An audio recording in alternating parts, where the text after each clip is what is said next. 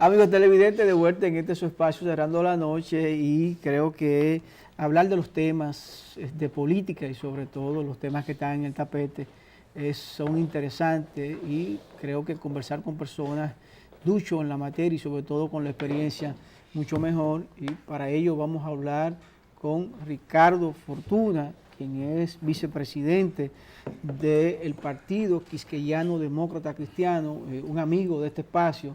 Y vamos a conversar, darle las buenas noches. Ricardo, bienvenido. Gracias, Giovanni Junior. Buenas noches a este público televidente. Para mí, como siempre, es grato estar por acá con ustedes, donde no solamente manejamos los temas nacionales, sino también aprendo, porque ustedes tocan aristas de distintos temas con una visión que quizá uno no la haya valorado en su momento. Ricardo, háblame de Más Democracia. Bueno, Más Democracia es una plataforma que hemos venido desarrollando algunas fuerzas políticas con el tema de la hecatombe que se ha volcado sobre los partidos políticos, sobre el tema de la calidad de la democracia, la credibilidad de los partidos como ente de intermediación con la sociedad, y ahí confluye el PLD, el PQD, el PRCD, MODA. Es una experiencia diversa. Pero el PLD confluye como organización o dirigentes de esa organización que tienen una visión diferente. Vamos a decir que confluye como dirigente que dentro del PLD encarnan movimientos de rectificación y corriente, como es el caso, por ejemplo, del profesor Melanio Paredes, que es de los fundadores de esta experiencia, Raúl Hernández, Joaquín Alberto Ramírez. Por ejemplo, en el caso, lo que cité fue la experiencia diversa, la diversidad de fuerzas. Pero están ahí como personas realmente. Como personas representando de lo que ellos entienden dentro de su partido debería de ser la renovación a lo interno de los partidos políticos, una nueva visión de la democracia que sea mejor, la intermediación, la calidad de la democracia, básicamente es lo que promueve, y de hecho, en Los Alcarrizos ahora, en la próxima semana, o pienso que en la otra, vamos a tener un diálogo democrático, porque la idea es que la sociedad conozca a fondo cuáles son las debilidades de los partidos y la pueda ayudar a fortalecer.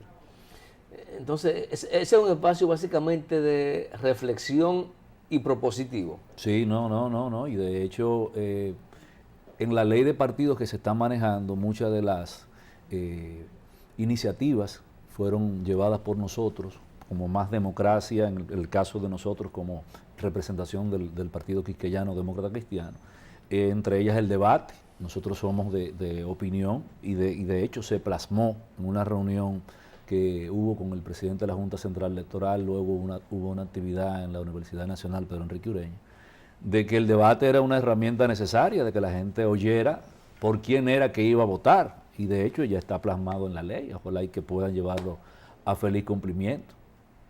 Está plasmado en el proyecto. En el proyecto, en el anteproyecto de ley está plasmado. Ojalá y se conozca y se quede así, por lo menos en el debate.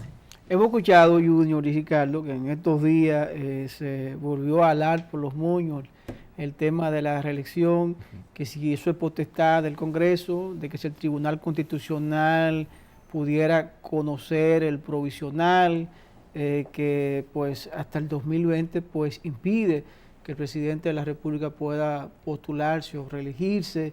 ¿Qué tú entiendes sobre este tema, y si tú crees que la sociedad dominicana está preparada para un nuevo mandato, una nueva repostulación o una nueva modificación a la Constitución? Bueno, ya versar sobre el tema es ya tan, vamos a decirlo así, como tan llover en mojado, que uno, a menos que no haga una extrapolación con temas similares en otras latitudes, que la gente a veces es bueno edificar en ese sentido, y viene desarrollándose una corriente reeleccionista desde el punto de vista constitucional, con modificaciones, lo digo por Bolivia. Nicaragua fue el segundo después de Venezuela.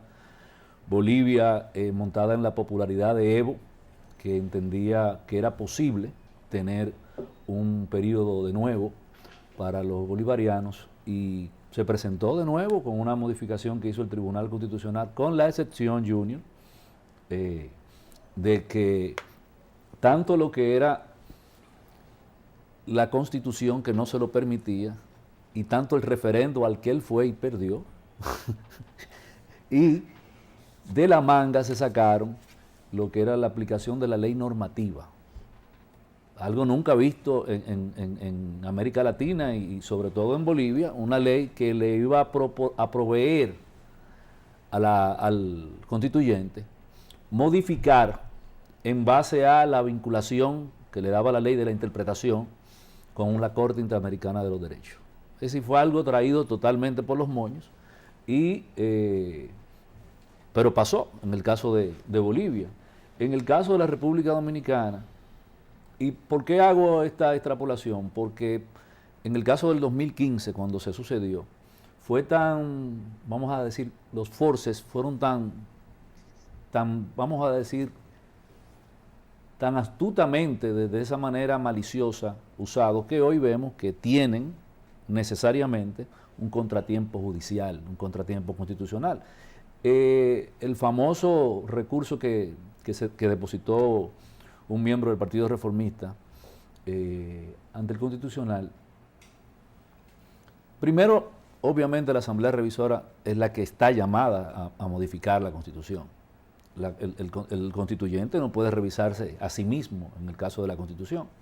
Entonces, para nosotros es un poquito cuesta arriba, porque vemos, primero porque el mismo presidente lo planteó luego del acuerdo interno, que él mismo decía que estaba más que claro que no podía presentarse de nuevo. Vamos a lo moral, Sí, sí. y luego a lo legal. Y el mismo artículo, el 20 me parece, el transitorio 20 del 124, del artículo 124, lo expresa muy claro. Y la gente cuando quiere ver donde no hay, dice que se usó el término podrá 2 veces, y que era lo que traía quizás la confusión, y que en base a lo que es la garantía de los derechos y todo eso, obviando 2 estados muy diferentes con el tema de la Constitución, que es el poder constituyente y el poder constituido. La Asamblea Revisora es cuando se reúne, que se conforma el quórum, es poder constituyente. Luego que estableció lo que establezca, es el poder constituido. El poder constituido no puede prevalecerse de su propia condición para solicitar o sentirse agraviado por lo que ya hizo. Entonces, sobre esa base, yo pienso que no sé quién le aconsejó al distinguido abogado Fredesmindo que retirara el recurso. Pienso que las aguas han bajado un poco luego de eso. Pero, Ricardo, yo no sé, a veces la oposición tiene también que tener claridad en lo que quiere y cómo lo va a conseguir. Porque a mí me puede dar la reverenda voluntad de pensar de que todo esto que estamos viendo, no el hecho del recurso, pero las declaraciones del señor Marchena, ¿es vocero o no vocero? Es vocero, Dice Giovanni que es el vocero. Sí, vocero, la del presidencia. presidente. Sí que ¿Del presidente o de la De la presidencia? presidencia. No sabemos, yo no sé realmente. No sé si tú tienes eso claro. No, para mí, como ciudadano que manejo lo mismo que ustedes, vocero de la presidencia. Pero ejerce esa función, ¿tú lo ves ejerciéndola? Bueno, lo he visto en algunas veces. Lo ha visto. Sí, sí. En el pasado. Bien, el hecho es que posiblemente esa situación sea una cortina de humo también para el propio PLD recomponerse, pero además para que el gobierno de Danilo Medina pueda estar estos 2 años y recomponer sus cosas, porque efectivamente el año pasado no fue bueno para el presidente, y ya este año ha tenido, digamos que 3 temas que han pasado a primer plano, más allá de la debilidad, de las cosas buenas o malas que está haciendo el gobierno. Ramfi ha sido tema de primer orden en la República Dominicana. El tema haitiano y la reelección.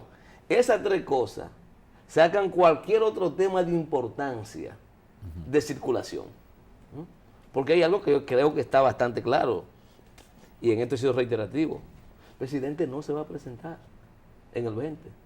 No porque él no quiera, yo creo que él quisiera, sino por lo que implicaría intentar presentarse por una tercera vez. Él pudiera lograr todo, Giovanni, modificar la Constitución o la interpretación del Constitucional. Para mí ese no es el desafío de la reelección, es lo que implicaría, en términos social, político y económico para la República Dominicana. Y he dicho que el presidente es más inteligente de lo que mucha gente cree. Y es un animal político. Además, tiene la posibilidad de reivindicarse con el papelazo que hizo en el 15. Así es. Entonces, todo esto hay que verlo dentro de esa gama de posibilidades y entender que eso va a distraer a la oposición, que en vez de estar trabajando para fortalecerse y presentar propuestas claras de lo que quiere para el 20, va a estar pendiente de si Danilo va o no va, y se le va a colar Leonel o cualquier otro, como ocurrió, en efecto, para el 16. Para el 12. Para el 16. Sí. Pues acuérdate que la oposición se pasó 4 años peleando con Leonel, que en ese momento ya no valía un peso porque el gobierno se encargó de devaluarlo, pero se centró ahí y Danilo tranquilo. Ahora pueden pasarse la vida entera pensando que Danilo va y Danilo no ir y fortalecer el poder de su candidato. Mira, salvo honrosas excepciones, muchos partidos que componemos el espectro de la oposición están jugando y esperando ese desenlace, desdiciéndose de lo que es su rol de papel opositor, enfrentando abiertamente la gestión gubernamental, no por el hecho de que Danilo vaya o no vaya, sino por el partido oficial, lo que son las ejecutorias que realmente no han satisfecho la mayoría de lo que la gente entendía, y lo vimos plasmado en el discurso del 27 de febrero, donde el presidente esbozó un discurso que se contradice cuando mencionó el término victorias obtenidas. Entonces, si tú revisas lo que es la deuda sociales de las victorias obtenidas, decimos, bueno, pero ¿cuál ha sido? Es decir, porque en el tema de educación, muy bien, las aulas bien pudieran ser una arista de lo que es la inversión en educación, pero los índices de calidad educativa del dominicano, según todo lo que son los estándares internacionales en temas de educación, nosotros estamos en lugares que nos dan lástima, incluso comparado con Haití. 122, 138, es decir, todo lo que tiene que ver con esos medidores que usan los educadores, nosotros no hemos podido todavía mostrar números que sean importantes. Con el tema de la salud, tú revisas el diario, lo venía revisando de camino hacia acá, tú tienes que la muerte materno-infantil son en la República Dominicana un problema acuciante, es decir, y son números altos, no son números promedios, son números altos. Con el tema que el presidente planteó de sacar de la pobreza a 500,000, 400,000 dominicanos, bueno, tú dices, bueno, como una gente pasa de la pobreza a la vulnerabilidad y después puede pasar a la clase media. Yo no sé cómo es que se hace eso y tengo mucho tiempo trabajando. No sé si ustedes lo pueden lograr tan fácil. Como una gente deja de ser pobre, luego vulnerable y luego clase media. Eso es un estadio que lleva más tiempo.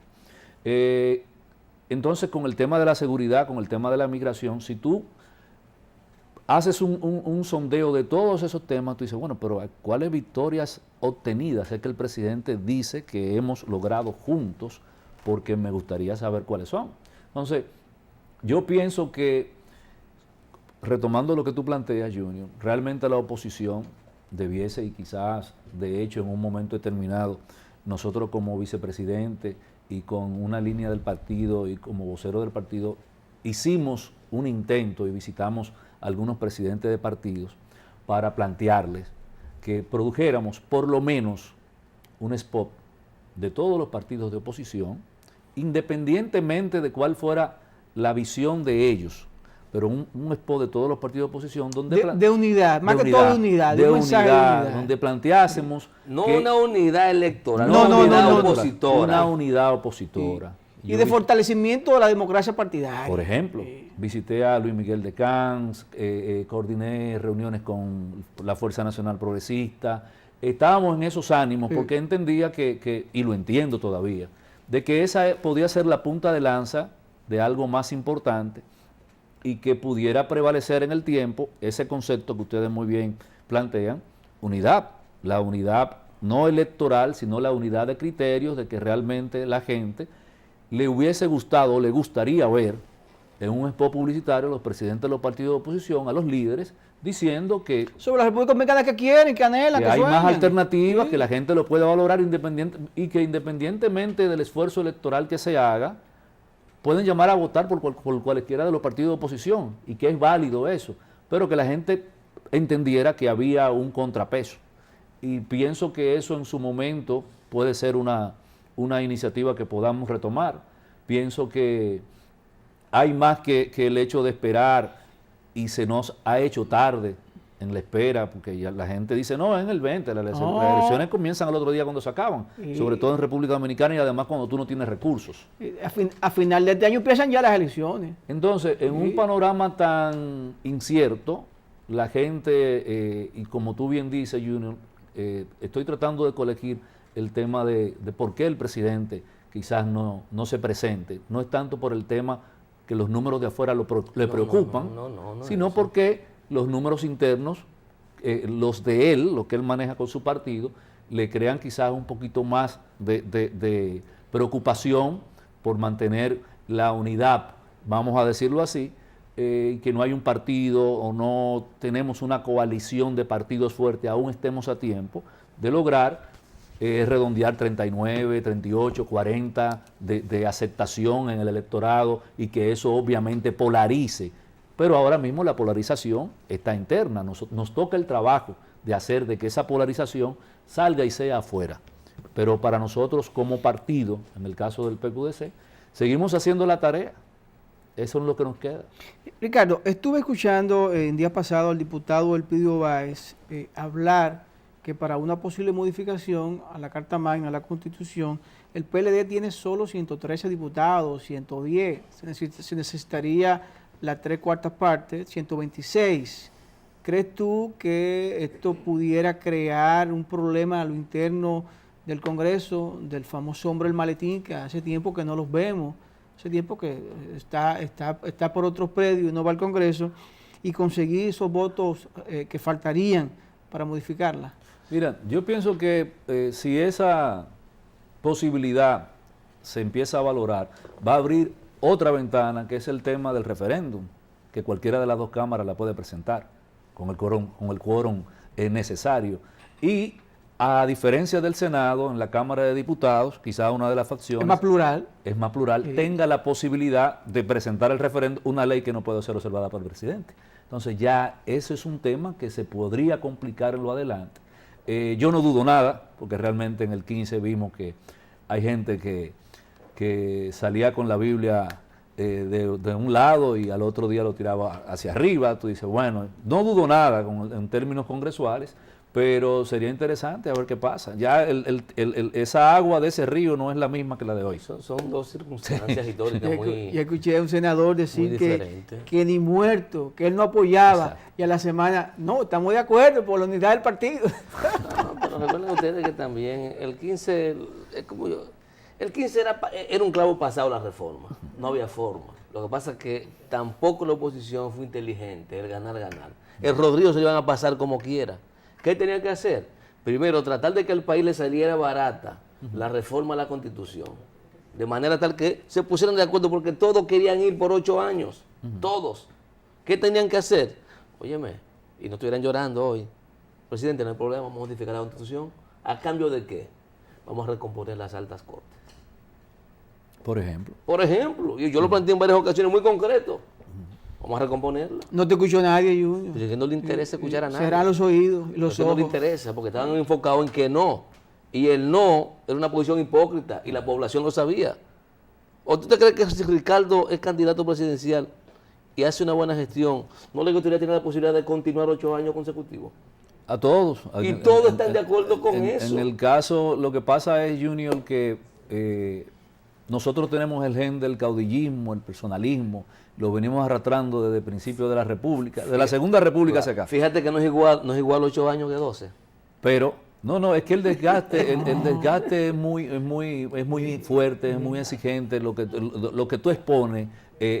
Yo creo en la reelección consecutiva. De hecho, pienso que es el sistema más saludable, no solo porque yo lo crea, sino porque... Consecutiva con límite. Con límite, con límite, sin la nueva presentación. Claro. Pienso que es el más saludable. Nosotros a veces decimos que emulamos el de acá, que sería el de Estados Unidos, porque sería el más conveniente para nosotros, pero no tomamos en cuenta que en Estados Unidos los contrapesos, y es algo que la gente debe de ir valorando desde ya con el cambio de cómo ha manejado la política, que no puede ir a votar por un Congreso para un partido, que el Congreso, mientras más plural es más representativo y evita incluso escenarios como el que estamos hablando ahora. Pero necesitamos también para eso, Ricardo, que la clase política entienda que cuando asume la responsabilidad de hacer política, lo hace por un proyecto de nación. Claro que sí. No por intereses particulares, no para obstaculizar la buena iniciativa que pueda tener un determinado presidente. Entonces, eso también es importante, porque el equilibrio, la amalgama de colores en el Congreso me parece magnífico. Es la idea. Si va a contribuir Claro. ¿a qué? Al fortalecimiento de las instituciones, al desarrollo del país. Pero para convertirse en un obstáculo no creo que tiene sentido. Mira, lo que pasa es que un presidente que tenga a su favor todo el balance congresual, dependiendo del ánimo que tenga en términos de políticas públicas, puede ser una buena gestión. Ahora, cuando pasa el segundo periodo, entiende que esas políticas públicas que él implementó deben y necesariamente necesitan otro periodo más, tenemos entonces la falencia constitucional de que no tenemos el contrapeso necesario. Ricardo, con su permiso, vamos a ir a una pequeña pausa. Conversamos con Ricardo Fortuna, vicepresidente del Partido Quisqueyano Demócrata Cristiano. Con él vamos a seguir esta interesante entrevista en unos minutos. Vamos a la pausa.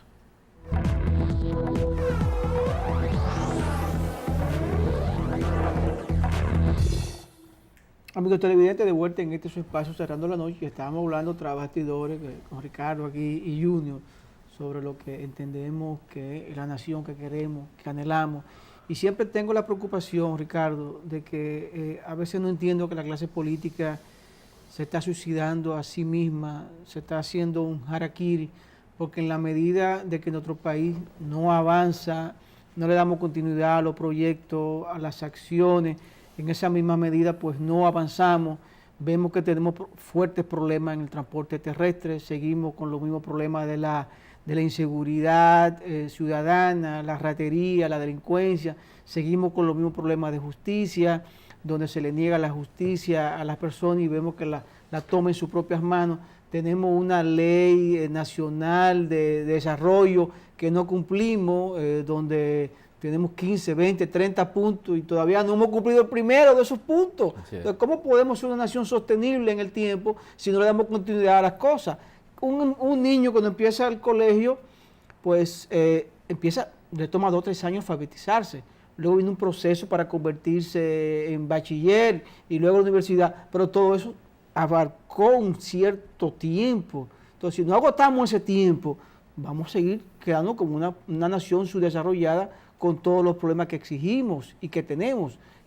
¿Qué tú ves que pudiera ser la salida, una alternativa en ese proyecto que ustedes tienen de una oposición unificada, de que a partir de ahora, del 20, podamos hacer realidad una verdadera estrategia nacional de desarrollo, comprometiendo a todos los actores políticos? Mira, la representatividad de la clase política que hasta ahora ha tenido la República Dominicana como intermediación, partidos políticos, sociedad, no ha dado los mejores frutos, porque la clase política no la compone necesariamente solamente 3 partidos, los que hasta ahora han gobernado.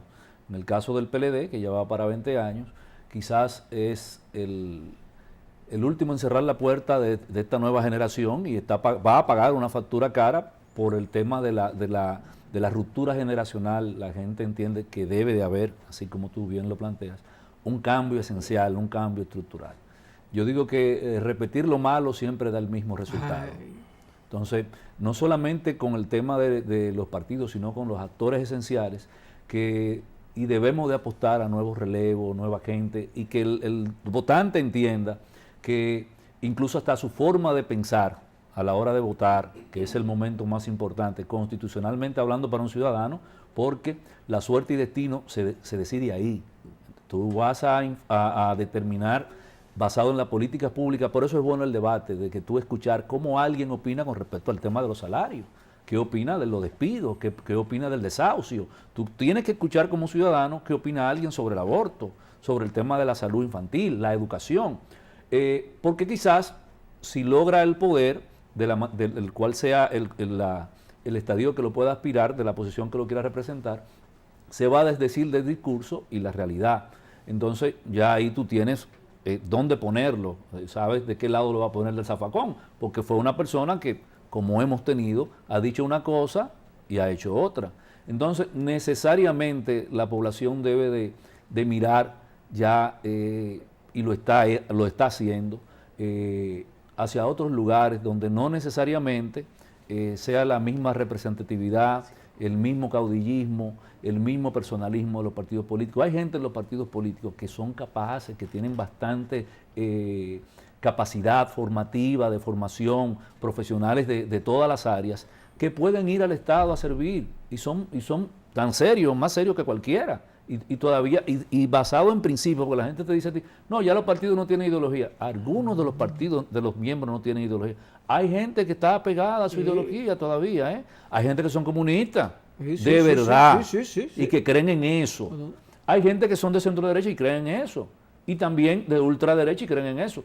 Pero a mí lo que me gustaría, en atención a tu pregunta, es de que si no aprovechamos ahora, Giovanni, y no nos montamos en este tren de la renovación y que los mismos políticos entiendan que si no recomponemos el orden de las cosas, no vamos a tener dónde desarrollar la actividad política, porque ya el ciudadano, de una manera u otra, va a comprometerse quizás con aventuras que signifiquen, igual que en otros escenarios de Latinoamérica, aventuras peligrosas, y eso es lo peligroso. Ricardo, ustedes hace unos días, como Más Democracia, creo que en un encuentro, fue en el Hoy. En el periódico Hoy. En el periódico Hoy. Sí. Hablaban de varios temas, entre ellos el tema de la necesidad de la reforma que necesita el sistema electoral y la ley de partidos en la República Dominicana. Ustedes, a sinceridad, ¿creen que va a ser posible ir al 20 con una ley de partidos y con una reforma al sistema electoral dominicano? ¿De verdad hay ánimo para eso? Mira, yo creo que la posibilidad está. Lo que va quizás la suerte a no favorecernos es que sea una ley fuerte, una ley que contenga todo lo que uno ha venido tratando de tener y que, vamos a decirlo así, sea una ley sutil, light, que corresponda a callar lo que la gente entiende, algunos sectores, ¿verdad? La falta de normativa, pero que no necesariamente implique que sea la ley que necesitamos, sino una ley urgente, una ley rápida, una ley que conteste lo que es la demanda de algunos sectores, pero para lo que nosotros necesitamos como sistema de partidos, debiese de ser una ley más precisa, más puntual, que realmente vaya en temas como el tema del financiamiento, el tema de incluso las cuotas, el tema de las primarias, que lo razonemos claro. No, ese tema es principal, es fundamental. Que lo razonemos claro a quién es que le conviene y quién es que no le conviene. En el espectro del sistema de partidos, prácticamente la mayoría de los partidos políticos... Pero, perdón, Ricardo, tú como partido político, ¿tú quieres hacerte mentalmente decir que tú tienes mucha gente cuando tú abres una primaria para que voten por un candidato o para que voten por la estructura partidaria de ustedes y tú creer que ustedes tienen 2 millones de personas? Pero en realidad ustedes apenas llegan a una militancia o a una matrícula de 500,000 personas. Entonces, por tú abrir el espectro, tú vas a creer que eres popular, pero al final esa gente, en unas elecciones generales nacionales, no van a votar por ti. Internamente, porque tú eres amigo de fulano, dentro de la militancia tienen amigos relacionados, y van y votan por un compromiso. Mira, Giovanni Junior, la experiencia que está por presentar el PRM en el 18, ahora el 18 de marzo, es muy interesante y yo apuesto en lo personal a que salga con éxito, porque primero es una lección clara de que ese es el formato que realmente obedece a lo que es la realidad dominicana. Y el que siempre se ha aplicado. Y el que siempre se ha aplicado. Sí. Entiendo que bien pudiera ser una muestra palpable de que ese modelo de primarias cerradas, que sean los miembros de su partido que elijan sus autoridades, debe de ser quizás el ejemplo a seguir, porque tú abrir las puertas de los partidos para que la sociedad vaya a festinar lo que es la decisión a veces de gente que quiere participar y no tiene la más mínima capacidad vamos a decirlo, de formación, pero tiene la capacidad económica, tú vas a trastocar lo que es la vida interna de los partidos políticos. Pero yo creo que en ese aspecto se están mezclando dos cosas, porque el tema de las primarias abiertas o cerradas está referida única ¿A y 4 exclusivamente. partidos? No, no es a 4 partidos, no. Me refiero a estar referida solo para el tema de las candidaturas elegibles a los puestos públicos. No tiene que ver con el proceso interno de los partidos. No se ha definido, el ámbito total no se ha definido. No, porque la discusión de eso en ningún país que funciona la primaria abierta tiene que ver con la elección interna. Es sobre todo para los puestos electivos, lo que tiene que ver con regidores, senadores, alcaldes, candidatos a la presidencia. Sal, Junior, a hacer ese ejercicio que tú acertadamente planteas y pregúntale a la gente con el tema de las primarias abiertas qué van a elegir y primarias cerradas, si tienen la diferenciación bastante establecida. Bueno, yo pienso que ¿Entiendes? primero, antes de hablar del tema, de plantear, entonces hay que concienciar a la gente, Claro. decirle de lo que se trata. Porque yo en principio he dicho, yo favorezco las primarias abiertas, en principio, no en estas circunstancias. Necesitamos tener un poco de madurez institucional para que no pase lo que ha ocurrido siempre. Yo también aspiro a que voten los militares. ¿Por qué? Yo también ¿Por aspiro. qué? Porque yo entiendo, Ricardo, que muchas veces los mejores candidatos no son los que pasan en los partidos, porque se impone otro tipo de criterios. Pero además, un partido no es un restaurante, donde tú me ven, donde hay un menú, yo si quiero lo cojo, si no lo dejo. Tampoco un partido es un club de recreación. Un partido es un instrumento que tiene que ver, ¿verdad?, con las decisiones políticas del país. Por lo tanto, a mí me gustaría, si Ricardo es candidato a algo en el PQDC, yo tener la posibilidad de decir, yo quiero que Ricardo sea el diputado o uno de los diputados. Eso no veo nada de malo. Ahora, si Ricardo aspira a la presidencia del partido, yo no tengo por qué ir a meterme en eso. Pues es un asunto interno, ¿quién dirige el partido? Ahora, lo que Ricardo haga como diputado me afecta, o lo que no haga. Entonces, en ese sentido que yo planteo que pudiera ser un ensayo interesante, abrir las candidaturas de los partidos a la sociedad. Es una preelección, sí. Fíjate ahora mismo en Colombia hubo una consulta, conjuntamente con las elecciones parlamentarias. Ganó Uribe otra vez. Hubo una consulta. Sí. Y el candidato de Uribe sacó muy buena posición. No, y Pero Uribe previo como a eso, senador claro, también. pero previo a eso- 800.000 Pero votos. previo a eso también hubo consultas de otros partidos abiertas. Y la cantidad de gente que concurre siempre es pequeña. Es que la muestra que tú traes de Colombia, Colombia ha tenido una cultura, una fortaleza institucional. Por eso te hablé de la siglos. fortaleza institucional primero, que es lo que va a Entonces, determinar. acá Hay nosotros que madurar tenemos para que llegar madurar, ahí. tenemos que madurar. Bueno, no dicen qué tiempo y uno de despedir el programa el día de hoy, despedir el invitado, don Ricardo Fortuna. Gracias por aceptar la invitación y estar No. nuevamente con nosotros. Gracias a ustedes y recuerden que estoy siempre a la disposición. Gracias. No me abandonen, como dicen. Gracias, gracias. Conversamos con Ricardo Fortuna, vicepresidente nacional del Partido Quisqueyano Demócrata Cristiano. Ustedes, gracias por el favor de la sintonía. Un servidor, Giovanni Almonte y Junior Espinosa. Les deseamos feliz resto de la noche y hasta mañana.